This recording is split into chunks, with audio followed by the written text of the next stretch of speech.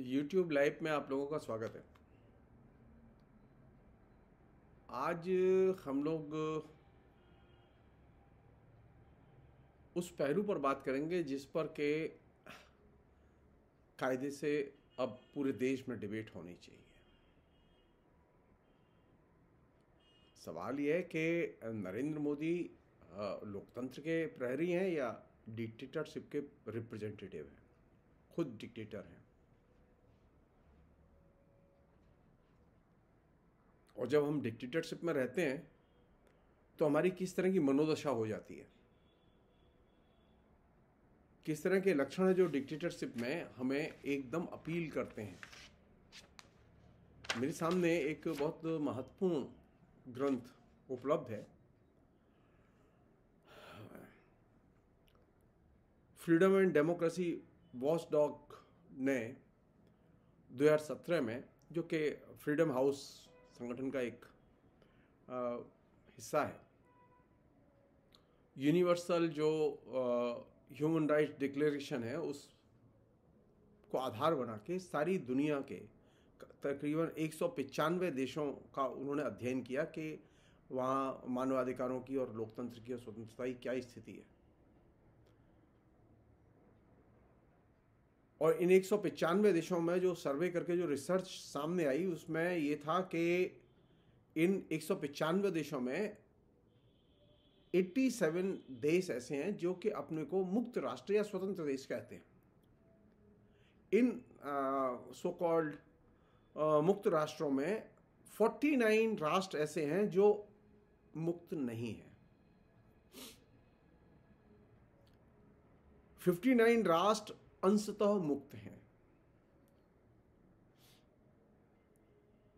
पृथ्वी पर तकरीबन 7.5 बिलियन लोगों में 39% आबादी ऐसे लोगों की है जो पूर्ण स्वतंत्रता का उपयोग करते हैं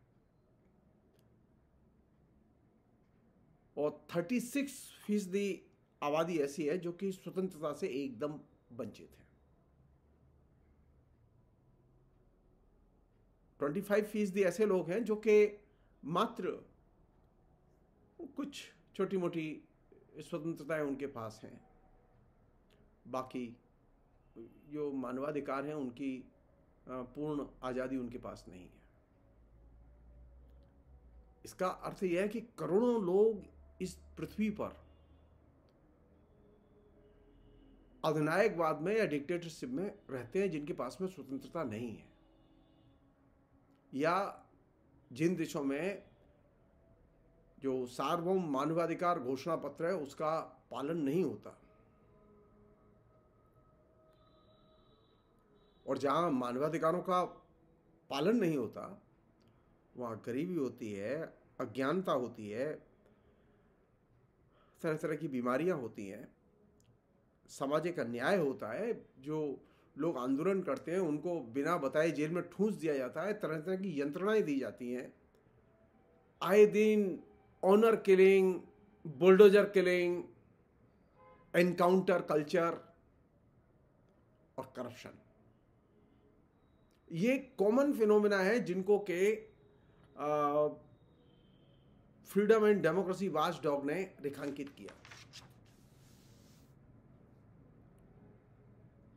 जो चीज वो रेखांकित नहीं कर पाए या जिस पर कायदे से बात होनी चाहिए कायदे खोल के, वो ये कि मसलन आप डिक्टेटरशिप को पहचानेंगे कैसे? अगर कोई डिक्टेटर किसी भगवान के मंदिर जाए और भगवान की पूजा करे, भगवान का ही जलसा करे, भगवान को ही जनता के सामने पेश करे, तो क्या उसे डिक्टेटर कहेंगे? सामान्य तौर पर लोगों की स्थिति होती है कि वो भगवान के सामने नतमस्तक होते हैं और उसके बहाने डिक्टेटर्स के सामने भी नतमस्तक होते हैं।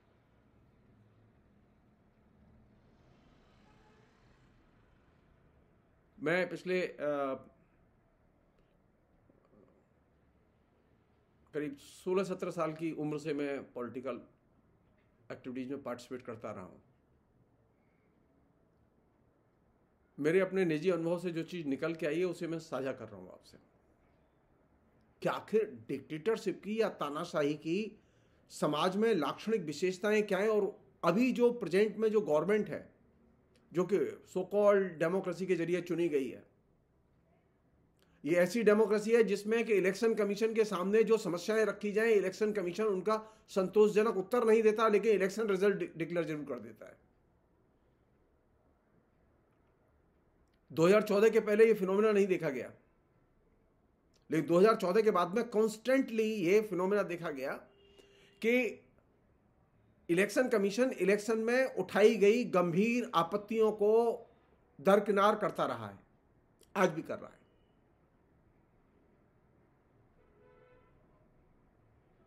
सतह पर डेमोक्रेसी है, सतह पर कॉन्स्टिट्यूशन है, संसद की बिल्डिंग है, विपक्ष है, बोलने की सो कॉल्ड आजादी है, और उसके नाम पर किसी को भी पकड़ के बंद कर देने की आजादी है।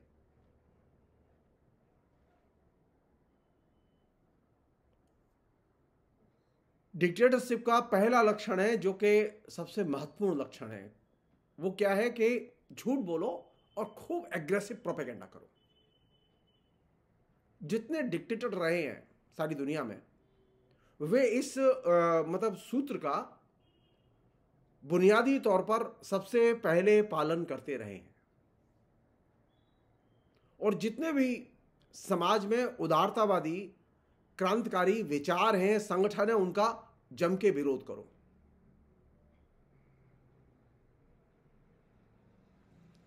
संयोग देखिए, नरेंद्र मोदी की जो राजनीतिक जो मॉडल है, उस राजनीतिक मॉडल की शुरुआत हुई थी डेवलपमेंट से,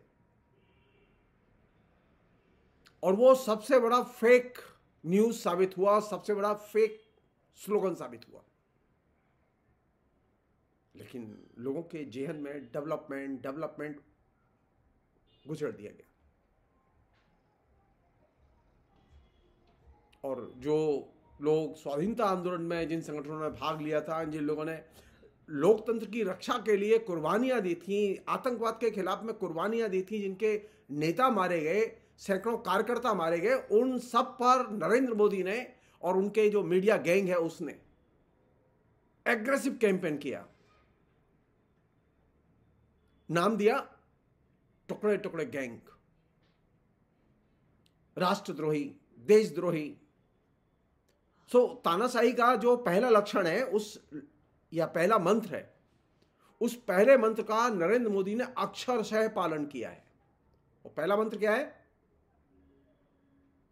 झूठ बोलो, आक्रामक प्रचार करो, उदारतावादी और क्रांतिकारी विचारधारा और संगठनों का विरोध करो और उनको कलंकित करो। और ये जो फिनोमिना है, ये खाली एक नरेंद्र मोदी के यहाँ नहीं है, बल्कि ये फिनोमिना उन तमाम डिक्टेटरों के यहाँ दिखाई देता है जो कि अभी दुनिया में शासन कर रहे हैं।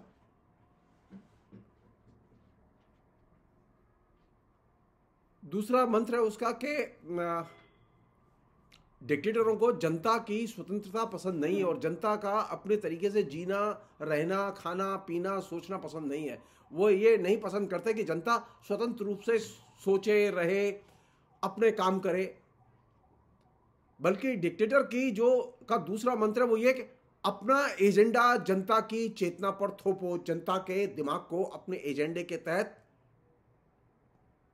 बंदी बनाओ। जो लोग उसके एजेंडे को स्वीकार न करें,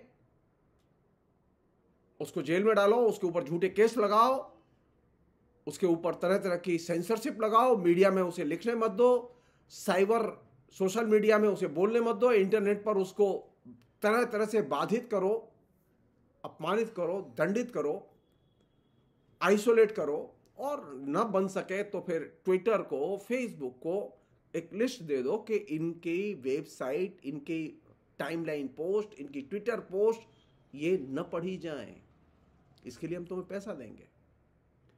यानी एक घोषित सेंसरशिप और एक अघोषित सेंसरशिप, ये दोनों ही स्तरों पर ये दूसरा मंत्र डिक्टेटरशिप का वो काम करता है। क्यों? क्योंकि उसे नागरिकों की स्वतंत्र रूप से सोचने की आदत पसंद नहीं है। उसकी आदत यह है कि मैं अगर शिलान्यास करने जा रहा हूं, मैं मंदिर में प्राण प्रतिष्ठा करने जा रहा हूं, अब सारे देश को घंटे बजाने होंगे।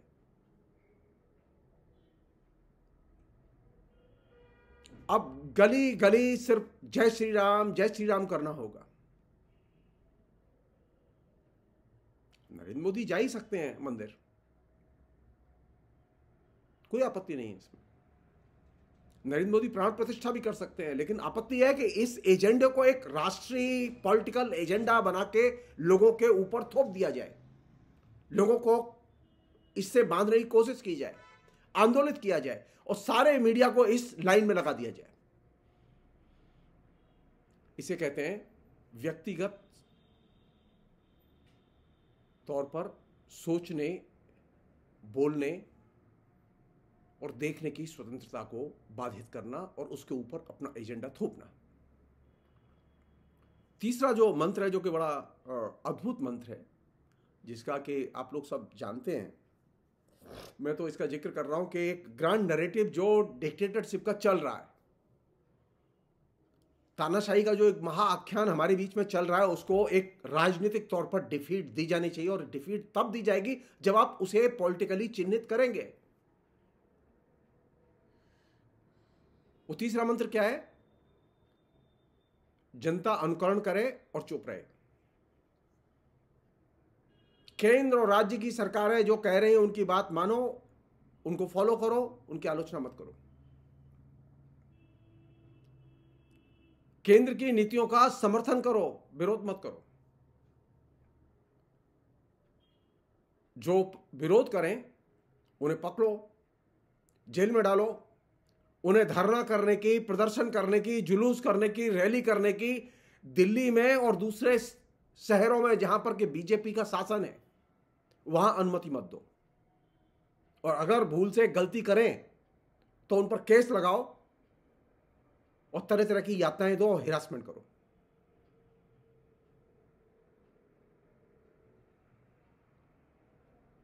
और इसके लिए जमीनी स्तर पर तो पुलिस है, लेकिन अगर वो किसी तरह से internet, media, social media, YouTube इसका इस्तेमाल करें तो उसे वहां पर मंत्रालय के जरिए नियंत्रित करो। उनका URL नंबर भेजो, उनकी दर्शक संख्या, श्रोता संख्या, उनके अकाउंट इनको ब्लॉक करो। और इसके लिए जरूरी हो तो पैसा दो, नहीं माने तो डंडे के बल पर करो। चौथा मंत्र जो कि डिक्टेटरशिप का है, जो कि चल रहा है, और इसने एक बहुत बड़ा शानदार तरीका अपनाया है। हिंदुस्तान की खूबी है कि हिंदुस्तान में तरह तरह की संस्कृतियां हैं और तरह तरह की जनजातियां हैं, जातियां हैं, जाति समूह हैं, नेशनलिटीज हैं, इनकी कल्चर है और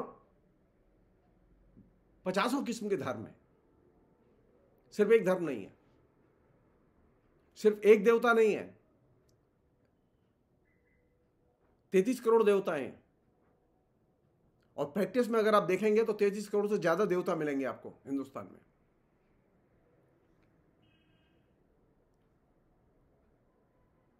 तो एक नया फिनोमेना डेवलप हुआ है जिसको कि कायदे से दर्ज किया जाना चाहिए। वो फिनोमेना ये है कि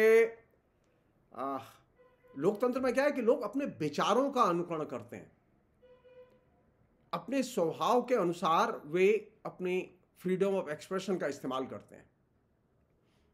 लेकिन पिछले 10 साल में एक सचेत कोशिश विकसित की गई है, आम जनता को धार्मिक और सांस्कृतिक संस्कारों और रिवाजों में झोंक दो और आम जनता को लोकतांत्रिक संस्कारों और रिवाजों से एकदम विरत करो। आम जनता को धार्मिक संस्कारों और रिवाजों में झोंकना, ऊपर से लगता है कि अरे भाई धर्म में क्या परेशानी है, अगर कुंभ का मेला हो रहा है, पूर्णमासी का स्नान हो रहा है, अमावस्या की पूजा का स्नान हो रहा है, देवउठान एकादशी का दर्शन के मेला लग रहा है और उसमें 50 लाख लोग वृंदावन जा रहे हैं और 25 लाख लोग जो है हरिद्वार में नहाने जा रहे हैं और अब तो टूरिज्म आ गया है, तो टूरिज्म में लोग मंदिर की तरफ जा रहे हैं। ये जो रिवाजों की वर्षा और रिवाजों में बांधने का जो प्रकल्प है, यह अद्भुत प्रकल्प है। आप जाइए दिल्ली के मेट्रो स्टेशन में और दूसरी जगह, आपको जगह जगह मिलेगा कि प्रधानमंत्री स्वयं अपील कर रहे हैं कि फला उत्तराखंड में फला मंदिर के दर्शन करने चलो। और तो वो खुद कह रहे हैं कि 23 तारीख से अयोध्या चलो। अयोध्या जाने में कोई दोष नहीं है, अयोध्या लोग जाते ही रहे हैं। सवाल यह है कि प्रधानमंत्री को यह बोलने की जरूरत क्यों पड़ रही है, प्रधानमंत्री को इन धार्मिक तीर्थ स्थानों के विज्ञापन करने की जरूरत क्यों पड़ रही है। प्रधानमंत्री के पास और कोई काम नहीं है क्या? प्रधानमंत्री इतने भोले हैं कि वे, और इतने शिक्षित हिंदू हैं कि वे ये अपील कर रहे हैं हर जगह, बैनर्स लगा लगा के, होर्डिंग लगा लगा के, मासिव कैंपेन, करोड़ों रुपए का कैंपेन लॉन्च किया गया है इसके लिए ये धार्मिक संस्कारों और रीति रिवाजों को जनता की गोलबंदी का एक तरह से हिस्सा बनाया जाए, जनता के दिमाग को नियंत्रित करने का हिस्सा बनाया जाए, जनता लोकतांत्रिक मसलों पर एक्टिव होकर अपने दिमाग का इस्तेमाल न करे। इसका धार्मिक पूजा से, धार्मिक संस्कारों से कोई लेना देना नहीं है। यह सारी दुनिया के डिक्टेटरों का एक ग्रांड डिजाइन मंत्र रहा है कि जनता को संस्कारों और रीति रिवाजों और धार्मिक उत्सवों में डुबो दो।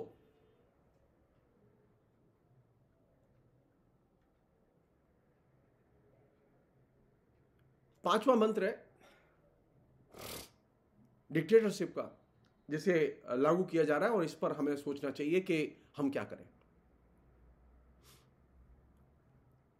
वो ये कि अब आम आदमी ये मानने लगा है कि, और मैं आज देख रहा था अभी हाल के जो संडे के अखबार में एक संडे इंडियन एक्सप्रेस के एक कॉलमिस्ट ने लिखा, मोदी जो प्रॉमिस करते हैं वो इंप्लीमेंट करते हैं। अब मोदी के प्रॉमिस की गारंटी है। पूछा जाना चाहिए इंडियन एक्सप्रेस सबसे अच्छा अखबार है, डेमोक्रेटिक अखबार है।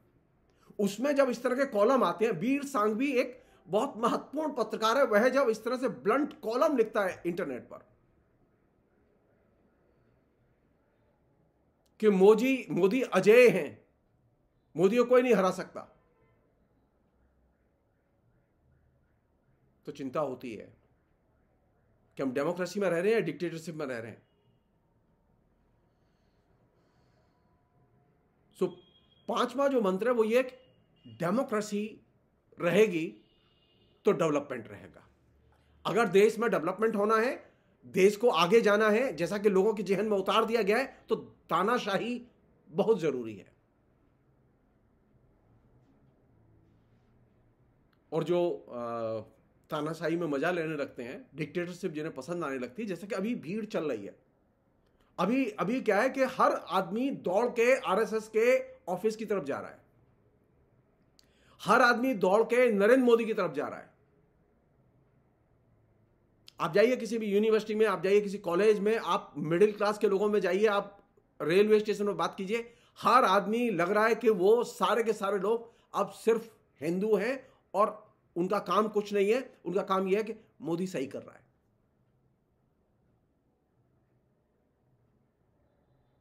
तानाशाही का मतलब डेवलपमेंट है। मोदी क्या कर रहे हैं? मोदी विकास कर रहे हैं। तो पांचवा मंत्र यह है कि तानाशाही का मतलब डेवलपमेंट। ऐसे लोग या इस तरह का कैंपेन आम जनता में समर्पण भाव पैदा करता है।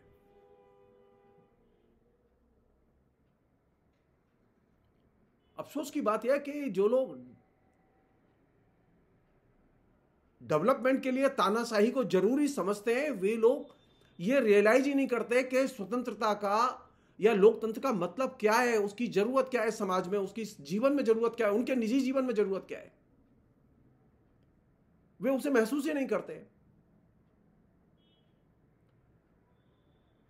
उनको अनुकरण करना अच्छा लगता है, वे अनुकरण करते हैं। अगर शाखाएं लग रही तो वो शाखा में जाएंगे। अगर उनके आरएसएस के जो, अब आरएसएस की स्थिति क्या है कि उसने हर शहर में सैकड़ों संगठन लॉन्च कर दिए हैं। आप जिस तरह के संगठन में जाना चाहें सब तरह के संगठन अवेलेबल है और सब तरह के संगठनों की डेली एक्टिविटीज हो रही हैं, मासिव एक्टिविटीज हैं। एक ही लक्ष्य उसका, जनता को एक ही दिशा में दौड़ने दो। और वो दिशा कौन सी है? सिर्फ अनुकरण मूलकता की। ऐसे लोग जो एक ही दिशा में दौड़ रहे हैं, एक ही संगठन के दरवाजे की तरफ दौड़ रहे हैं और एक ही नेता के पीछे दौड़ रहे हैं, ऐसे लोग स्वतंत्रता का, लोकतंत्र का क्या अर्थ है और क्या जरूरत है जीवन में, कैसे वो रेलेवेंट है, इसको महसूस ही नहीं कर सकते।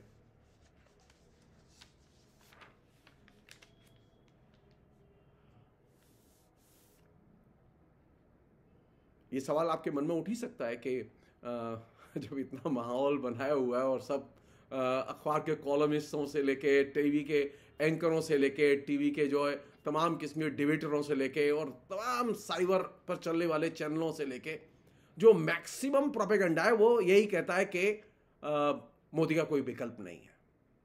जो लोग कहते हैं कि मोदी का कोई विकल्प नहीं है, वे बेसिकली ये कहते हैं डिक्टेटरशिप का कोई विकल्प नहीं है। मोदी लोकतंत्र के आइकॉन नहीं है।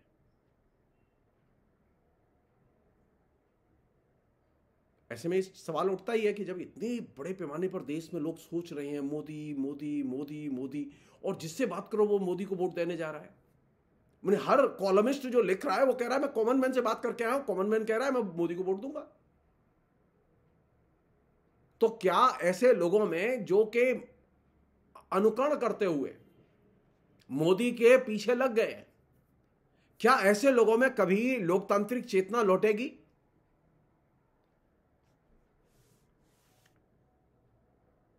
क्या वे लोग कभी लोकतंत्र के पक्ष में खड़े होंगे?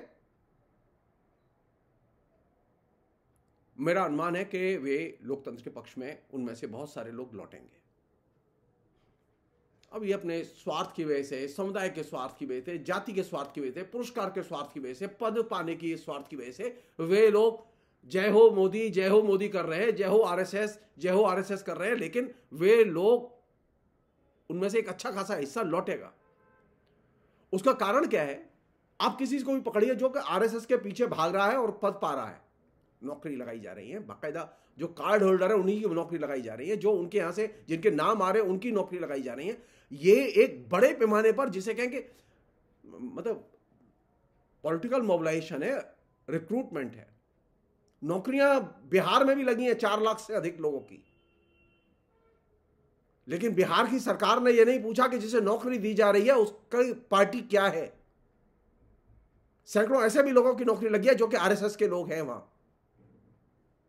ऐसे लोगों की भी नौकरी लगी है जो आरजेडी के हैं, जेडी के हैं। ऐसे भी लोग हैं जिनका किसी दल से लेना देना नहीं है। 4 लाख लोगों की नौकरी लगी है। आप मध्य प्रदेश उठाइए, आप उत्तर प्रदेश उठाइए, आप दिल्ली में उठाइए, केंद्रीय विश्वविद्यालयों में उठाइए, आप लार्ज स्केल पर जो अपॉइंटमेंट है वे उन्हीं लोगों के अपॉइंटमेंट है जो कि आरएसएस के रिकमेंडेशन से आए हैं। आप बात कीजिए उनसे, वो आपको बताएंगे वो कैसे आए। वो जब ये बताते हैं कि वो कैसे आए हैं, तो वे जाने अनजाने एक मैसेज देते हैं। वो मैसेज ये होता है कि अभी टाइम निकल जाने दो, ये चले जाएं, हम तुम्हारे साथ आएंगे, हम डेमोक्रेसी की तरफ लौटेंगे। और वे जब ये बात कहते हैं कि हम जानते हैं बहुत करप्शन है, हम जानते हैं बहुत मनमानी हो रही है और एक तरफा अपॉइंटमेंट हो रहे हैं और अयोग्य लोगों के अपॉइंटमेंट हो रहे हैं, तो वे इस चीज का संकेत देते हैं कि हिंदुस्तान में डेमोक्रेसी ट्रैक पर लौटेगी। पहले कभी नहीं देखा गया ये। पहले जिन लोगों की सिफारिश से नौकरी लगती थी वो बोलते नहीं थे किसने सिफारिश की है, लेकिन अभी तो स्थिति है कि आप कहीं भी पकड़ लीजिए, आपको तत्काल बता देगा किसके जरिए वो आया है और कैसे, किससे फोन कराया है, कहां से नौकरी लगी है उसकी। आप उत्तर प्रदेश में जाइए, आप मध्य प्रदेश में जाइए, आप जो बीजेपी शासित राज्य हैं और केंद्र के द्वारा शासित जो विश्वविद्यालय जहां नौकरियां लगी हैं उनसे मिलिए, तो आपको पता चलेगा कि नौकरियां कैसे लगी हैं। और ये जो संकेत है, ये जो सूचनाएं वो देते हैं, वो इस बात का संकेत है कि डेमोक्रेसी में उनमें से एक अच्छा खासा सेक्शन लौटेगा।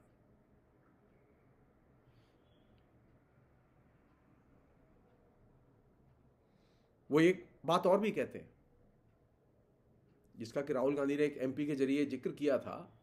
वो एक बात और भी कहते हैं कि मोदी को तुम जाने दो, मोदी ने कितना सताया है हम तुम्हें बताएंगे, हम जनता को बताएंगे। ये जो इच्छा है, जो कि या ये जो तरीका है लोगों के बोलने का, ये सिग्नल है कि लोग डेमोक्रेसी की तरफ लौटेंगे। अगर डिक्टेटरशिप की तरफ जाने का लक्ष्य होता तो वे इस बात को छुपाते कि उनकी सिफारिश किसने की है, लेकिन वे छुपा नहीं रहे। एक अन्य चीज है वो ये कि जिसे डेमोक्रेसी का जिसे मंत्र कहते हैं, और ये आखिरी बात है जिसको मैं अभी शेयर करके ये फिलहाल एपिसोड रोकूंगा मैं, कि डिक्टेटरशिप में जो लोग रहते हैं, जैसा कि हम लोग रह रहे हैं पिछले 10 साल से, डेमोक्रेसी नहीं है, किसी भी तरह की डेमोक्रेसी नहीं है। आप ये सोचिए, एक सामान्य सी चीज है ये कि मेरे जैसे व्यक्ति को, जिसका कि किसी से कोई लेना देना नहीं है सिवाय इसके कि मैं लिखता पढ़ता हूं, 2019 के पहले तक मेरे पास में फेसबुक का रिटेन स्टेटमेंट ईमेल के जरिए आता था कि आपके महीने में जो पोस्ट हैं उनको लाइक करने वालों की संख्या 17 लाख, 18 लाख, 20 लाख, 21 लाख रही है। हर महीने स्टेटमेंट आता था। लेकिन 2019 में नरेंद्र मोदी के जीतने के बाद एक नया चेंज हुआ। फेसबुक ने स्टेटमेंट भेजना बंद कर दिया, और बंद ही नहीं किया, उसने मेरी पोस्ट दिखाई न दे यह व्यवस्था कर दी। और यह मेरी खाली व्यवस्था नहीं हुई, जैसा कि मीडिया में छपी हुई रिपोर्ट्स बताती हैं, तकरीबन 45,000 यूआरएल फेसबुक के बाकायदा फेसबुक को दिए गए और कहा गया कि इनको रोको, इनका सर्कुलेशन रोको। एक बार तो ऐसा भी हुआ कि एक महीने के लिए मुझे फेसबुक लाइव करने से बाधित कर दिया गया, जबकि मेरा कोई लेना देना नहीं। मैंने सुबह प्रोग्राम किया अफगानिस्तान में जो वापसी थी अमेरिकी सेना की, और वहां जिस तरह से विदेश नीति हमारी फेल हुई उसे लेके, और जिस समय प्रोग्राम किया उसके 1 घंटे बाद ही मैं 1 महीने के लिए बैन कर दिया गया। और 1-1 घंटे के लिए तो 1 महीने के लिए जो बैन किया गया, उसके बाद तो 1-1 घंटे के लिए तो मतलब 2500 बार बैन किया गया। ये मैं बात में क्यों कह रहा हूं, जब एक मेरे जैसे साधारण लेमैन के लिए ये बाधा खड़ी हो सकती है, तो एक साधारण नागरिक के लिए कितनी बड़ी समस्या हो सकती है साधारण जीवन में। तो जो लोग डेमोक्रेसी में रहते हैं और जो लोग डिक्टेटरशिप में रहते हैं, इन दोनों की फीलिंग्स अलग होती हैं, इनकी अनुभूतियां अलग होती हैं। डिक्टेटरशिप में रहने वाले जो पिछले 10 साल में जिनकी अनुभूतियां बनी हैं, उनमें से बहुत सारे लोग ऐसे हैं जिनके पास में अब लोकतांत्रिक फीलिंग नहीं है। ये नरेंद्र मोदी के कैंपेन की सबसे बड़ी विजय है। हमारे लिए ये सबसे बड़ी पराजय है, डेमोक्रेसी के लिए सबसे बड़ी पराजय है कि वे लोग जो कि लोकतंत्र में बड़े हुए थे, वे अब लोकतंत्र को भूल गए और लोकतंत्र को बुरी नजर से देखते हैं। जिन्होंने लोकतंत्र स्थापित किया, लोकतंत्र के लिए कुर्बानियां दी, उनको वो घृणा की नजर से देखते हैं। ये बहुत बड़ी उपलब्धि है नरेंद्र मोदी के कैंपेन की, और इसको बाकायदा रेखांकित किया जाना चाहिए। एक और चीज हुई है, आम लोगों के जीवन ने उतार दिया, नरेंद्र मोदी का कोई विकल्प नहीं है। हर डिक्टेटर ये करता रहा है। फ्रीडम हाउस की जिस रिपोर्ट का मैंने शुरू में जिक्र किया, उस रिपोर्ट में भी ये पहलू है कि ज्यादातर डिक्टेटरों ने लोगों के मन में ये चीज उतार दी है कि अब तानाशाही के बिना जीवन संभव नहीं है। अब जीना है तो तानाशाही में जीना है, उसी में ही आनंद है। वे तानाशाही के बिना जीने की कल्पना से ही घबराते हैं। लोगों में है ना, हमारे जज डरते हैं भाई। हमारे राजनेता डरते हैं, जनता का एक बड़ा हिस्सा है वो डरता है कि नरेंद्र मोदी चले जाएंगे तो क्या होगा। जजों ने डर के जजमेंट दे दिया, उन्होंने फैक्ट्स चेक ही नहीं किए कि अगर जजमेंट नहीं देंगे तो पता नहीं मंदिर के नाम पर क्या बवाल खड़ा हो जाएगा। डिक्टेटरशिप एक लाइफ स्टाइल के अंग के तौर पर हमारे जीवन में दाखिल होती है और हम ये महसूस करने लगते हैं कि तानाशाही के बिना तो हम जी नहीं सकते। हमें लोकतंत्र की जरूरत नहीं है, हमें स्वतंत्रता की जरूरत नहीं है। स्थिति यह हो जाती है कि हम अपने व्यक्तिगत और पेशेवर जो लक्ष्य हैं वे हम डिक्टेटरशिप के बिना अचीव ही नहीं कर सकते। इसलिए अब लाइन लगी हुई है सबकी, आरएसएस की ओर चलो, हिंदुत्व की ओर चलो। हर आदमी कह रहा है जय श्री राम। अरे उससे जिसने कभी हनुमान चालीसा नहीं देखा, जिसने कभी रामायण पुस्तक नहीं देखी, वो भी कह रहा है कि मैं राम भक्त हूं। जो कभी राम जी के मंदिर ही नहीं जाता वो भी कह रहा है जय श्री राम। क्यों? इसे कहते हैं डिक्टेटरशिप की जीवन शैली। और ये इसने व्यक्तिगत जीवन और पेशेवर जीवन दोनों को बड़े गहरे प्रभावित किया है। इसलिए पेशेवर लोग जिनसे हम उम्मीद करते हैं कि वो पेशेवर ढंग से पेश आएंगे, डेमोक्रेटिक जो वैल्यूज हैं उनके प्रति उनके अंदर अगाध आस्था होगी, उसमें एक बड़ा सेक्शन वो डेमोक्रेटिक वैल्यूज को, डेमोक्रेटिक फीलिंग्स को भूल चुका है। वे ये बात मानते ही नहीं है कि डेमोक्रेटिक तरीके से अपनी इच्छाएं, आकांक्षाएं उन्हें हम पूरा कर सकते हैं। उनको तो अब ये लगता है कि हम सिर्फ पूरा कर सकते हैं तो नरेंद्र मोदी के जरिए कर सकते हैं, आरएसएस के जरिए कर सकते हैं। ये जो फीलिंग है, ये फीलिंग वह है जो कि तानाशाही की राजनीति पैदा करती है। इसीलिए यह कहा गया कि तानाशाही एक बीमारी है। वह व्यक्ति और जनता इन दोनों को बहुत गहरे प्रभावित करती है और यह बीमारी कोरोना वायरस से ज्यादा खतरनाक है। और इस बीमारी की कोई एक जाति, एक धर्म, एक संस्कृति नहीं है, बल्कि ये पूरे राष्ट्र को प्रभावित करती है। यही वह जगह है जहां से आपको नरेंद्र मोदी के नए अभियानों की समीक्षा करनी होगी। फिलहाल इतना ही। बहुत बहुत शुक्रिया।